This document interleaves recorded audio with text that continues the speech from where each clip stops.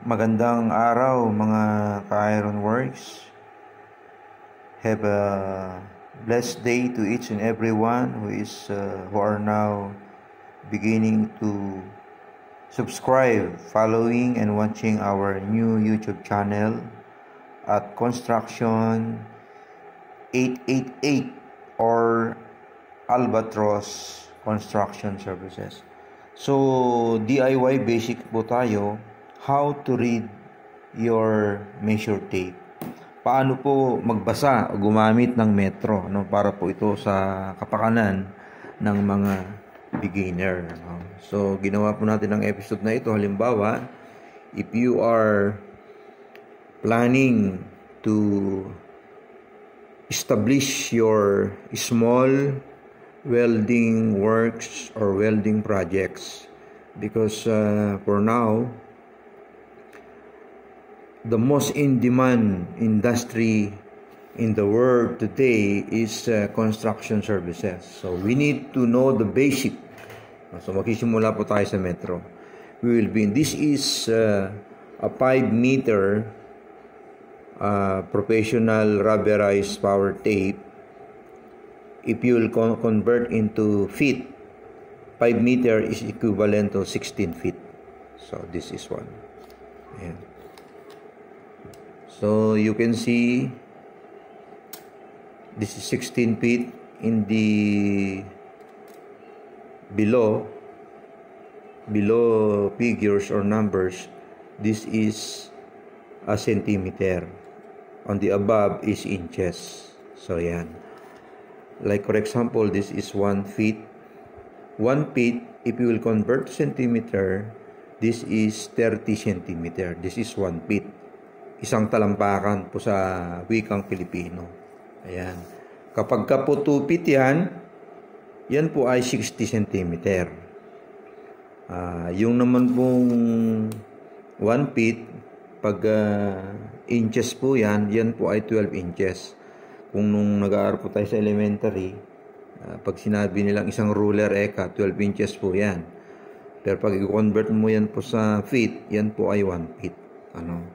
So yan, habang humahaba po siya, nagmumultiply po yung centimeter niya mula sa 1 feet.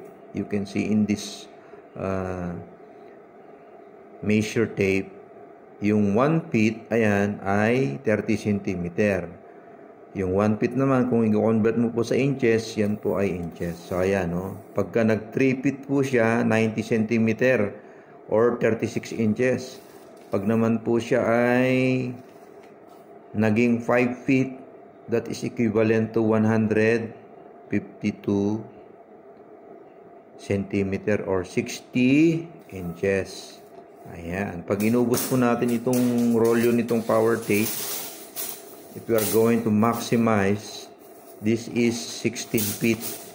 So 16 feet is equivalent to, ayan, you can see, 488 centimeter. And if you are going to convert it to inches, this is 192 inches or 16 feet. Or kung metro naman po ito, kung i-convert natin sa metro, this is 5 meter. See? This is 5 meter or 16 feet. Ayan.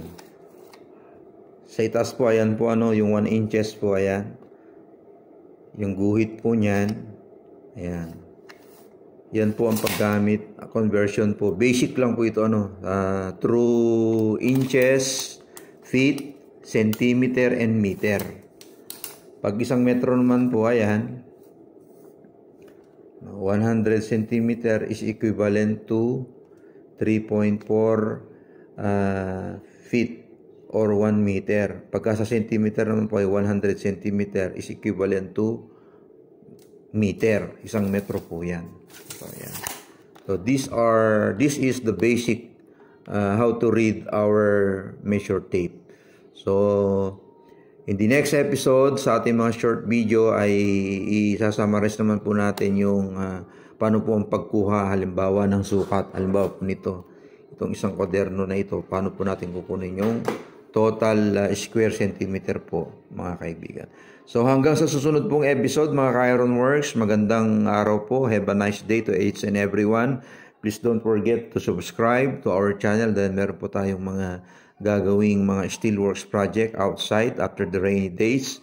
So God bless and see you in another episode of our segment.